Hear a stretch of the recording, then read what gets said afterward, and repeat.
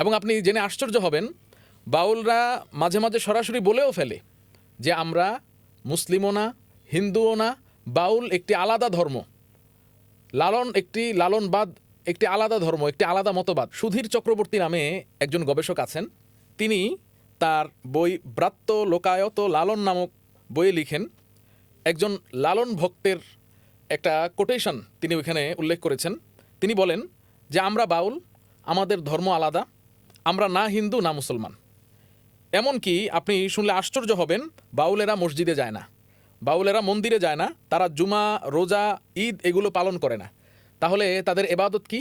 তারা নারী পুরুষের যে মিলন, এটাকে তারা পবিত্র এবাদত বলে গণ্য করে মাআযাল্লাহ। এবং নারীদেরকে, স্ত্রীদেরকে জায়নামাজ মনে করে। অর্থাৎ ওইখানে বসে, ওইখানে উঠে তারা এবাদত বন্দিগি করে। মোট কথা বোঝাতে চাচ্ছেন যে বাউলদের যে সাধনা বলেন অথবা তাদের ধর্ম আকীদা বলেন, সব কিছুর মাঝেই বাউলদের সাথে নারীদের একটা ওতপ্রোতভাবে ওতপ্রোত যৌনতার একটা ওতপ্রোত সম্পর্ক আছে। এজন্যই মূলত সেই বাল দেবতা থেকে এই বাউল ধর্মের উৎপত্তি।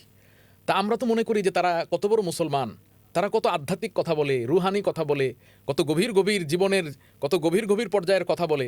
কিন্তু আপনি তাদের ধর্মবিশ্বাস, তাদের চিন্তা চেতনা দেখলে, পড়লে, গবেষণা করলে, তাদেরকে বড় কোনো পীর ফকির তো দূরের কথা, মুসলমান বলারই কোনো সুযোগ নেই। আচ্ছা, তাহলে আমি একটা সরাসরি প্রশ্ন করতে চাচ্ছি, তাহলে বাউলদেরকে আমরা কি হিসাবে আখ্যায়িত করব? মুসলমান, না অন্য কোনো ধর্মের মতো একটা ধর্ম, না কাফের?